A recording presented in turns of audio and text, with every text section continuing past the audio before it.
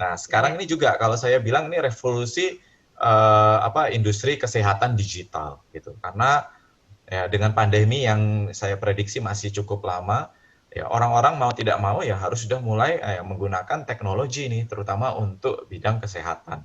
Gitu. Jadi tidak ada ya orang yang sakit itu ya udah nunggu corona sembuh nanti saya baru ke dokter ya kan. Ya, pasti harus tetap menjaga kesehatan dan juga mengobati jika sakit. Nah, oleh karena itu kami sendiri ya hadir untuk masyarakat menjadi salah satu solusi ya untuk digital pharmacy terutama gitu.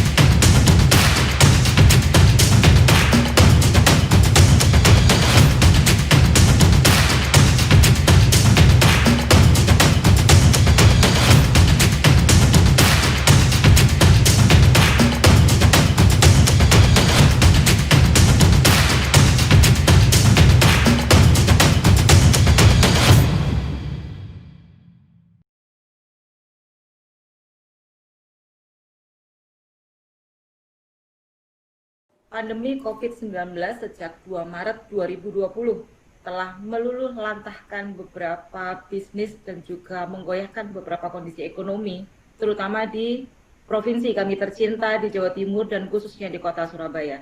Saat ini, dampak dibalik daripada kita memiliki sebuah penderitaan karena musim pandemi atau musim COVID-19 ini telah memunculkan beberapa penggerak, beberapa tokoh-tokoh yang luar biasa.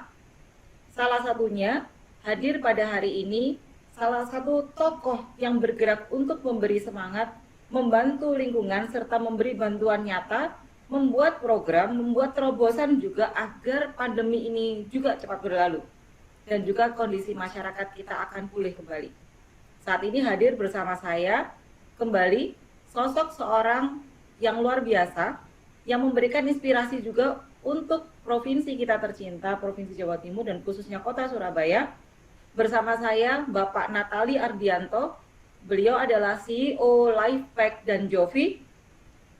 Kita akan hadir sesaat lagi bersama-sama mendengarkan beberapa arahan dan juga tips dari beliau, bagaimana beliau bisa memberikan inspirasi untuk kota kita meskipun beliau justru bukan berasal dari kota Surabaya. Baik, saat ini hadir bersama saya Bapak Natali Ardianto.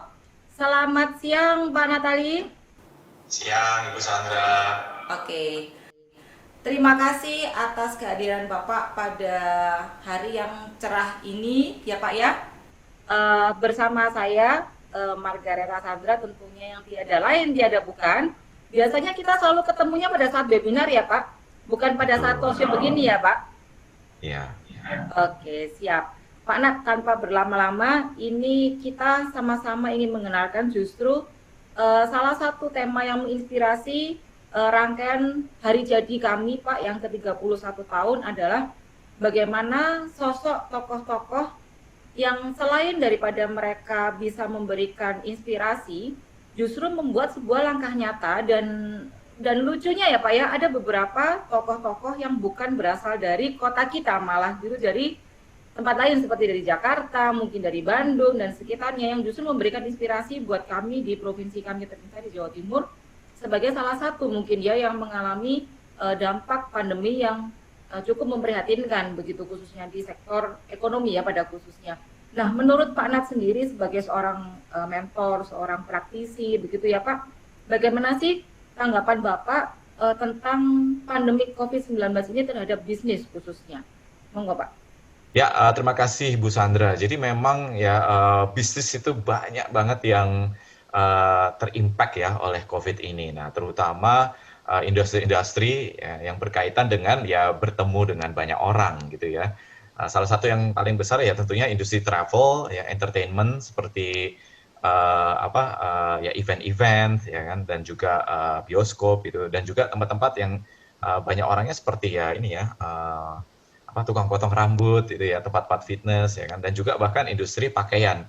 Kenapa ya? Karena orang udah nggak ada yang perlu pakai baju fancy ya.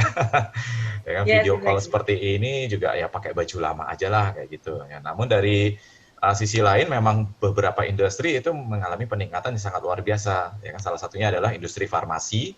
Itu adalah industri yang lagi saya kecimpung ya kan, dan juga online entertainment gitu. Karena secara data dari Kantar Indonesia itu menunjukkan bahwa ya orang-orang itu sekarang lebih banyak lagi sekarang mulai nonton televisi ya kan, karena tidak ada pilihan entertainment lain ya kan, dan juga konsumsi mulai sadar untuk mengkonsumsi suplemen dan multivitamin untuk menjaga kesehatan tubuh jika andai kata kena COVID sekalipun, itu harapannya jadi pasien OTG gitu ya, jadi tidak terlalu parah ketika mendapatkan COVID gitu. Nah, tapi memang tadi saya juga baru baca dari data BPS ya, mereka akhirnya mengumumkan Indonesia masuk resesi ya.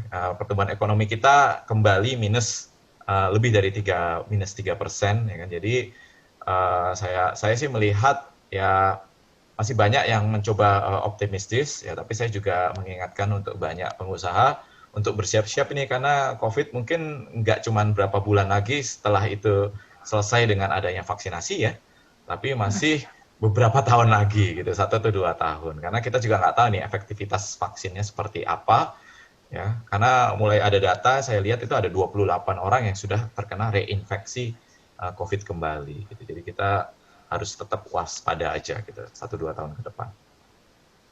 Oke, Pak. Kemudian kita masuk di pertanyaan kedua, Pak Nat. Kira-kira menurut Pak Natal ini ya, adakah upaya ataupun program andalan dalam penanganan COVID-19 yang telah dilakukan khususnya Lifepack dan Jovi ya Pak di bidang kesehatan? Semisalkan kita bilang bahwa kehadiran teknologi di bidang kesehatan itu akan memudahkan masyarakat dalam mencegah dan juga menjalani pengobatan. Sepertinya sih memang dalam beberapa webinar yang sudah sempat kita adakan bersama ya Pak, sudah banyak sekali juga ulasan-ulasan yang disebutkan oleh Pak Natali. Tapi mungkin bisa dibocorkan sedikit nih Pak, kira-kira ada nggak upaya ataupun program ya next-nya untuk menjelang akhir tahun 2020 dan menuju era 2021 nanti, seperti apa Pak kira-kira? Ya, Ibu Sandra, benar sekali ya. Jadi kami sendiri ya nggak tahu dibilang beruntung atau tidak ya. PT Indo-Pasifik Teknologi Medika Indonesia sendiri sebetulnya usianya masih seumur jagung gitu ya. Jadi kami baru kurang lebih 1 tahun lebih, ya kan.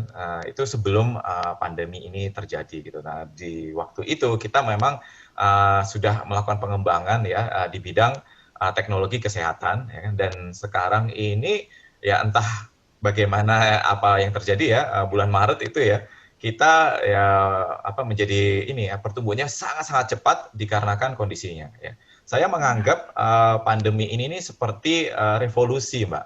Ya, kalau dulu kan ada misalnya revolusi industri, revolusi otomotif ya kan.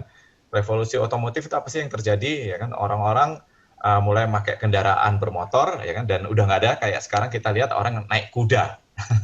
Nah, sekarang Ya. ini juga kalau saya bilang ini revolusi industri kesehatan digital gitu. Karena ya dengan pandemi yang saya prediksi masih cukup lama, ya orang-orang mau tidak mau ya harus sudah mulai menggunakan teknologi ini terutama untuk bidang kesehatan. Gitu. Jadi tidak ada ya orang yang sakit itu ya udah nunggu corona sembuh nanti saya baru ke dokter ya kan. Ya pasti harus tetap menjaga kesehatan dan juga mengobati jika sakit. Nah, oleh karena itu kami sendiri ya hadir untuk masyarakat menjadi salah satu solusi ya untuk digital pharmacy terutama gitu. Nah, kami sendiri ini bekerja sama dengan banyak perusahaan ya, baik itu corporate ya, telemedicine ya, untuk menjadi solusi untuk pengobatannya gitu ya. Karena kalau saya lihat sekarang banyak banget telemedicine yang beredar di Indonesia, tapi setelah itu mau berobat masih bingung obatnya belinya di mana ya kan, dan banyak sekali apotek-apotek itu yang sebetulnya kelengkapan obatnya itu masih sangat kurang gitu kan. Kalau nggak tahu ya kalau dari Ibu Sandra, tapi kalau saya sendiri pernah itu berobat itu bisa ke 5 apotek nggak ada obatnya semua gitu kan, jadi kesel banget gitu. Nah, harapan kami adalah untuk pasien-pasien ya cukup sekali ke kami ya kan, dan obatnya pasti tersedia. Karena kami sendiri juga bekerja sama dengan dokter, ya. Jadi kita tanya dokter obatnya apa aja sih yang biasa diformulasikan, ya kan, sehingga nanti kita udah siapkan lebih awal, kayak gitu ya. Dan ini kami solusi juga untuk membantu semua bidang ya, mau itu dokter yang di klinik, mau yang di rumah sakit ya, terutama untuk ya pasien yang tidak pengen keluar dari rumah gitu. Begitu pula dengan Jovi sendiri, kami Jovi adalah sistem rekomendasi suplemen ya. Karena banyak sekali sekarang orang-orang yang ingin ya menjaga supaya kesehatannya, daya tahan dan imunitasnya tetap tinggi, tapi nggak tahu ini saya harus konsumsi yang mana ya kan, karena pilihannya memang banyak sekali. Nah, jadi izinkan kami dari Jovi ini memberikan rekomendasi ya sesuai dengan ini jawaban-jawaban yang diberikan oleh konsumen ya. Dari jawaban-jawaban itu kita akan memformulasikan suplemen yang tepat. Begitu pula kami juga sejak awal itu sudah menjadi bagian dari gugus COVID-19 pemerintah ya. Jadi gugus tugas percepatan penanganan COVID-19 kami sendiri adalah bagian dari layanan telemedik untuk penanganan pasien COVID-19 secara mandiri. Gitu. Jadi kami benar-benar beradaptasi ya dengan COVID-19 ini, sehingga banyak pihak-pihak ya, biasanya itu yang paling diuntungkan adalah orang Jakarta ya. Ya, oleh karena itu kami sangat bangga bisa bekerja sama juga ya kan dengan Surya dan Tribun ya kan, supaya kita juga bisa menjadi bagian dari pasien-pasien yang di Surabaya gitu, dengan cara ya kita memang udah punya apotek juga ya di Surabaya, sehingga bisa melayani hampir seluruh Surabaya ya untuk instant ya kan, dan seluruh Indonesia untuk pengiriman 1 hari kayak gitu, Ibu Sandra. Baik Pak Nat. Pak, sebelum beranjak ke kita ngomong soal strategi dan juga bagaimana cara membina ya Pak ya, sebetulnya ada satu pertanyaan yang mungkin belum terrepeat gitu ya jawabannya Pak, adalah why you choose Jawa Timur and Surabaya Pak? Why all of you choose our city gitu Pak? Awalnya karena apa sih Pak, ada data-data kah atau apa gitu Pak Natali? Ya, jadi memang ini ya, saya sendiri ini kan saya bukan entrepreneur baru tahun lalu ya kan, jadi saya sendiri sudah menjadi entrepreneur selama 12 tahun. Ya kan, salah satu mungkin yang paling teman-teman familiar adalah tiket.com. Nah, memang dari pengalaman saya selama 12 tahun itu udah jelas banget Jakarta itu nomor 1, tapi nomor 2 memang Surabaya ya kan. Dan Surabaya ini nih sebetulnya ya, kalau saya ingat-ingat itu memang walaupun populasinya lebih sedikit dari Jakarta, tapi nilai transaksinya lebih tinggi, Mbak, gitu. Jadi gitu lebih sejahtera. Iya, lebih sejahtera, iya. Gitu ya. Dan saya yakin juga ya orang-orang yang sejahtera ini, ya kan, dengan disposable income yang lebih, tentunya ingin kenyamanan yang lebih juga, ya kan. Jadi kan kalau orang susah ya udahlah harus pergi ke mana ya dilakukan, ya kan, karena banyak waktu yang luang, ya kan. Tapi kalau orang yang dengan pendapatan yang lebih, tentunya waktu itu pengen dibayarkan dengan uang, ya kan. Nah, jadi kami sendiri itu bisa menjadi solusi, ya kan. Dan sebagai informasi, kami menjamin bahwa obat-obat kami itu tuh lebih murah ya dibandingkan digital farmasi lainnya di Indonesia kayak gitu, Pak. Jadi memang Surabaya itu sudah pasti menjadi target kami setelah Jakarta. Baik, Pak Nat. Cara Lifepack dan juga Jovi menerapkan strategi untuk membina hubungan baik ya Pak, khususnya antara channel B2B dan juga channel yang B2C. Ini nanti seperti apa Pak di tahun-tahun berikutnya? Karena kan seperti yang kita tahu bahwa ya, that's right, bahwa Surabaya itu adalah second city after Jakarta. Kalau boleh dibilang di Kompas pun begitu ya, kami adalah second headquarter after Jakarta. Nah, kira-kira ada nggak Pak strategi khusus yang diterapkan mungkin, atau mungkin karena standarisasi, bicara soal standar ini kan seperti yang saya juga tahu ya Pak, bahwa standar yang diusung oleh founder dan juga co-foundernya itu mungkin standar yang boleh dikata berbeda daripada company-company kesehatan yang lain nih Pak. Nah, seperti apa Pak Natali? Iya, jadi saya sendiri itu dari pengalaman saya Mbak, itu bertahun-tahun juga jadi entrepreneur, itu adalah salah satu yang paling mudah memang bekerja sama dengan partner-partner. Gitu. Oleh karena itu kita memang bekerja sama dengan hampir semua telemedicine yang ada di Indonesia, ya kan. Dan kami juga bekerja sama dengan perusahaan-perusahaan. Jadi ya contohnya ya ini ya Kompas Gramedia, ya kan, dan juga Tribun dan Surya ini menjadi bagian dari kerjasama kami juga, ya kan, dan juga perusahaan-perusahaan asuransi kayak gitu. Jadi memang dari pengalaman kami memang banyak ya entrepreneur itu yang nggak terlalu suka bisnis to bisnis ya. Kenapa? Ya Iya. karena susah, ya kan. Effortnya untuk masuk dan kerjasama itu berat dan memakan waktu yang sangat lama. Tapi secara jangka panjang memang jauh lebih baik gitu. Dan kita sendiri juga tapi tidak ignore yang B2C ya, yang konsumen-konsumen gitu. Kami juga sangat terbuka, ya kan. Tapi memang kami juga menerapkan kerjasama B2B agar lebih cepat ya mencapai ke semua masyarakat di Indonesia, khususnya juga yang di Surabaya kayak gitu. Jadi memang itu selalu menjadi strategi kami dan saya juga selalu melakukannya ini di setiap company yang saya jalankan.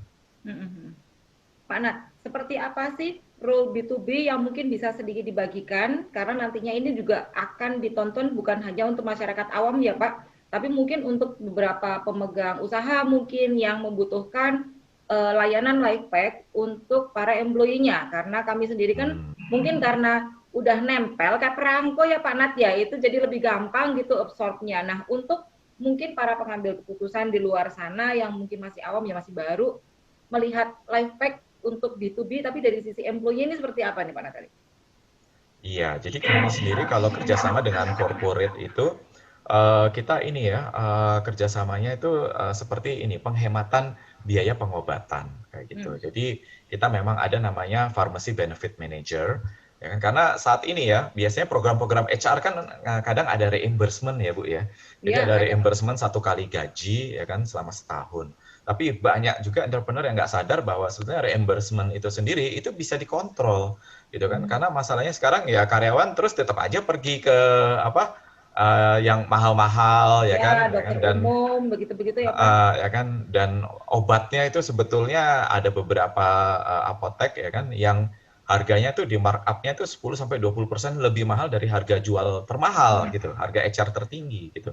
Jadi dari sisi kami sendiri itu kami ingin mendukung ya agar ya penghematannya itu bisa lebih banyak lagi ya kan dan apalagi di masa-masa pandemi ini ya semua entrepreneur pasti pendapatan omsetnya turun 50-70%, ya kan. Exactly. Jadi, tapi kan tentunya kita juga tidak mau ya menghentikan program pengobatan, ya kan, karena kan karyawan sakit terus dia harus dibebani dengan biaya pengobatan yang juga mahal kan, ya pasti malah makin sakit gitu, makin Iya, stres iya Pak. gitu. Jadi kami ingin menjadi bagian dari solusi. Jadi untuk rekan-rekan corporate perusahaan apalagi yang karyawannya gajinya udah miliaran ya kan tentunya reimbursement-nya ya pasti miliaran juga ya setahun gitu. Nah itu izinkan kami menjadi salah satu solusi gitu, sehingga pengobatan bisa ditekan ya kan dan kami punya program loyalty juga ya kan di mana ya apa loyalty ini nih ya bisa ditukarkan poinnya untuk hal-hal yang lebih positif gitu. Misalnya ya untuk beli suplemen ya kan, tapi tidak memakai uang perusahaan kayak gitu ya kan sehingga menjadi lebih sehat dan tidak gampang sakit. Oke, oke Pak. Pak, menurut Pak Natali sendiri, ini sedikit saya menyinggung soal sisi yang channel B2C ya Pak ya. Ini kan tadi sudah yang B2B. Dari sisi B2C. Nah, menurut Pak Natali sendiri, peran kolaborasi mungkin ya, kolaborasi peran pemerintah dan juga peran swasta, terutama untuk melayani customer yang sifatnya adalah retailing. Karena seperti yang kita tahu, tadi Pak Nat sudah bicara ya di depan bahwa sudah ada pengumuman gitu ya Pak, soal sisi 3% tadi. Saya juga nggak mau kepikiran, tapi jadi kepikiran gitu Pak Natali. Dengan ya -3 tadi, dengan kondisi yang sedemikian rupa.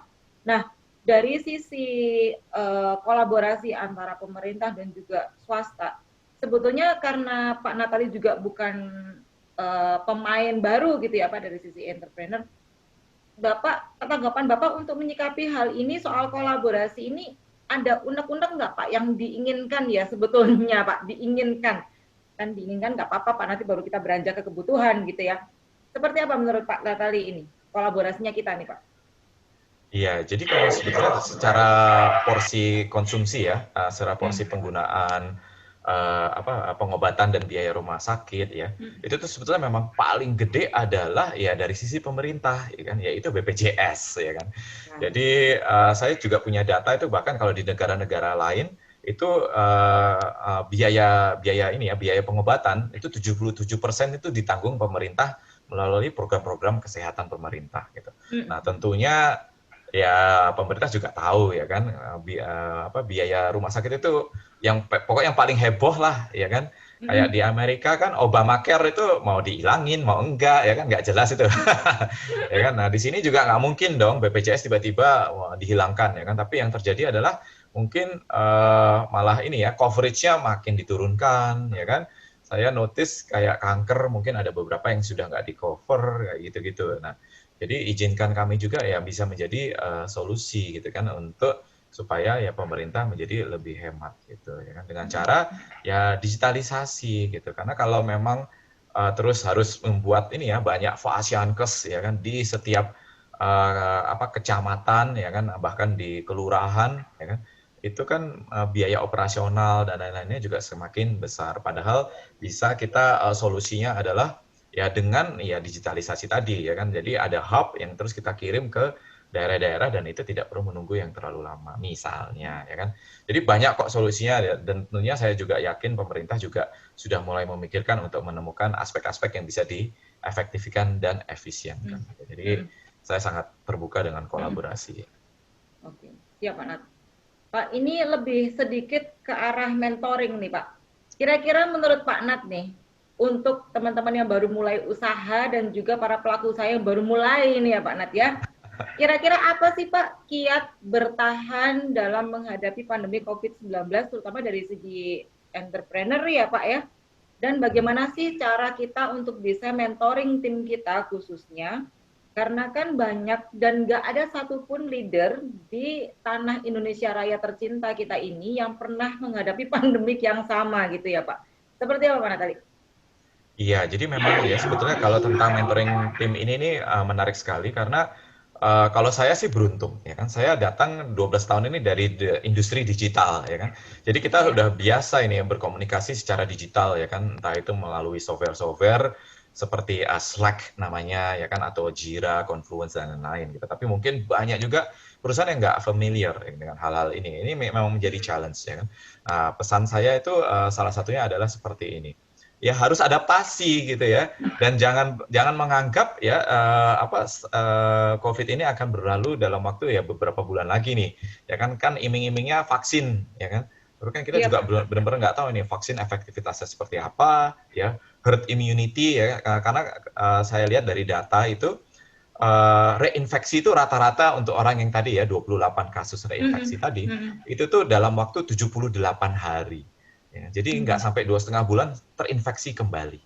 Gitu. Jadi kita butuh melihat data juga ini. Nanti setelah pada vaksin ya, saya berani taruhan banyak yang terus udah pede keluar gitu kan, nggak pakai masker, kan, nggak distancing dan lain-lain ya kan, karena merasa udah tidak akan kena lagi ya kan, karena sudah vaksin. Ya kita lihat tuh 2,5 bulan kemudian kayak apa. Kalau ternyata malah jadi meledak reinfeksinya, waduh ya kan. Artinya ini kita back to square one lagi nih, harus tetap menjaga distancing atau bahkan ya tetap di rumah. Nah, dengan kita ini hampir setahun di rumah, ini behavior-nya terbentuk baru loh Mbak, ya kan? Benar. Behavior apa sih? Behavior ya aktivitas dilakukan dengan cara digital ya kan atau jarak jauh. Gitu. Jadi itu tuh kalau untuk entrepreneur yang tidak memikirkan impact-nya, ya itu menjadi hambatan ya kan. Dan berharapnya adalah ayo dong, saya pengen ini restoran saya udah bisa buka lagi misalnya, ya kan? Tapi kan kalau untuk entrepreneur yang bisa beradaptasi, oke, saya harus mulai jualan di Grab, saya harus mulai jualan di Gojek itu ya kan dan seterusnya gitu. Menurut saya ya adaptasi itu sangat-sangat penting ya kan dan who knows ya ternyata ketika kita memindahkannya secara digital, ya kan? Malah laku gitu kan dan mungkin kalau salah satu tipsnya adalah ya jangan brand yang sama ya karena nanti kadang kan brand-brand tuh kayak yang mahal-mahal tuh karena suasananya yang bikin makanannya mahal ya kan ya udahlah kita kan lagi surviving mode ya kan bikin brand baru dengan kualitas yang sama ya harga lebih murah sehingga konsumen bisa membelinya ya hampir bahkan setiap minggu atau bahkan setiap hari. Gitu. Jadi adaptasi itu harus dijalankan dan dijalankan sekarang. Karena kalau bertahan, ya kan, ya kita nggak tahu nih cash flow teman-teman ya. Kalau cash flow-nya masih bisa setahun ya puji Tuhan. Tapi habis 1 tahun habis uangnya terus apa? Apakah tutup ya kan? Jadi kita harus adaptasi segera mungkin. Dan jangan masuk ke industri yang lagi ini ya, yang lagi carut marut lah kayak gitu ya. Masuk ke industri yang tadi saya mention ya kan, online ya. Entah itu ya makanan ya sekarang banyak yang online ya kan, atau grocery shopping atau setengah masak ya kan. Itu kayaknya karena secara data ini ya sekarang itu 34% orang itu mulai memasak ya kan. Nggak tahu Bu Sandra masak nggak? Kalau saya sih masak Pak. anak saya juga mulai masak sendiri. Pak. Benar. Ya kan, karena aktivitas fisiknya itu yang membuat kita ya jadi kayak merasa hidup gitu loh ya kan. Karena kalau cuman GoPay makan tuh udah kayak ya itulah ya. Jadi untuk ini supaya otaknya juga fresh ya kita memasak ya kan. 31% menghabiskan waktu untuk menonton TV ya kan, bahkan sekarang 56% itu mengkonsumsi vitamin dan jamu ya kan. Gitu. Jadi memang kita harus peka ya kan terhadap situasi kayak ini dan mulai ini ya shifting gitu kan sesuai dengan kebutuhan customer. Ya, tapi pikirkan juga long termnya ya. Jadi misalnya COVID ini benar-benar kalau ya feeling saya sih nggak akan selesai sih COVID ini ya. Kita akan hidup seumur hidup dengan COVID ini. Cuman ya itu tadi mungkin vaksinnya kita harus disuntik setiap 6 bulan atau setiap tahun ya kan, who knows lah.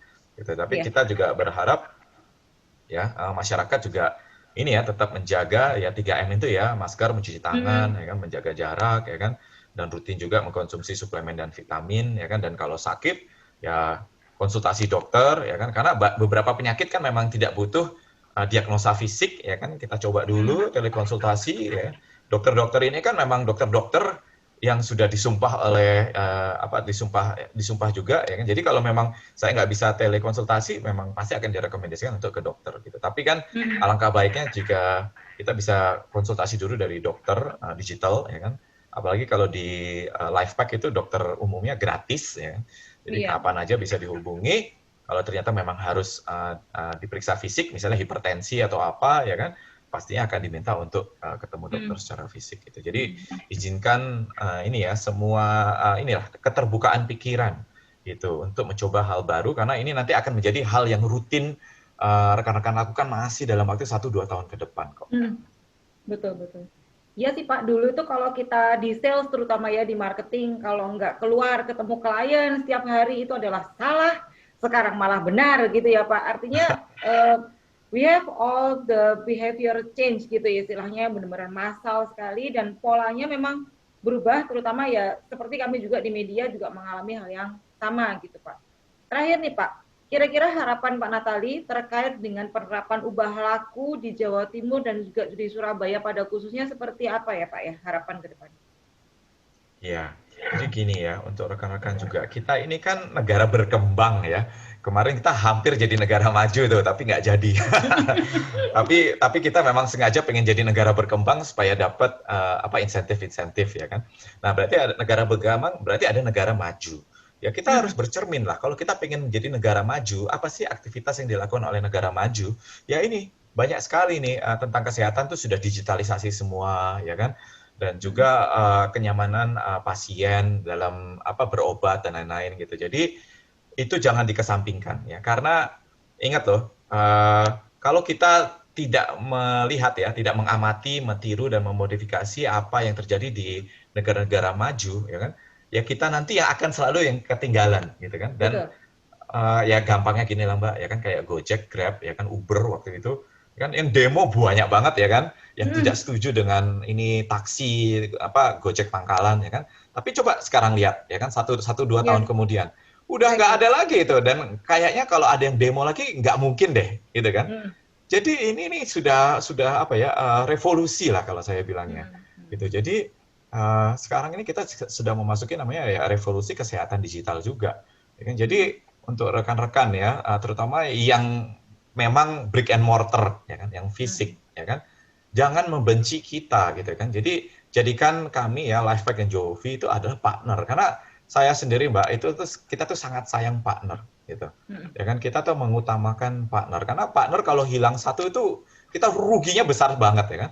Tapi kalau konsumen hilang satu kan ya konsumen kita ada 270 juta orang ya Iya. kan. Tapi kalau partner mungkin kita cuma bisa ada 5 atau 10 ya kalau hilang satu kita akan sangat rugi. Jadi kita sangat care juga kok terhadap partner. Jadi kita tidak akan melakukan hal-hal yang malah merugikan partner-partner kami kayak gitu ya. Jadi keterbukaan pikiran, ayo kita ngobrol karena kita pasti akan menemukan jalan tengah yang malah menguntungkan kedua belah pihak gitu ya, win dan win. Jadi digitalisasi ini bukan terus kita win, terus partnernya ya biasa aja, nothing happen, tapi saya rasa ya ini pasti akan menjadi solusi yang win-win. Apalagi pemerintah ya sekarang kan mau mengizinkan untuk ini ya wisata kesehatan, ya kan? Iya. Jadi wisata kesehatan jangan sampai malah kita wisatanya ke luar negeri, ya kan?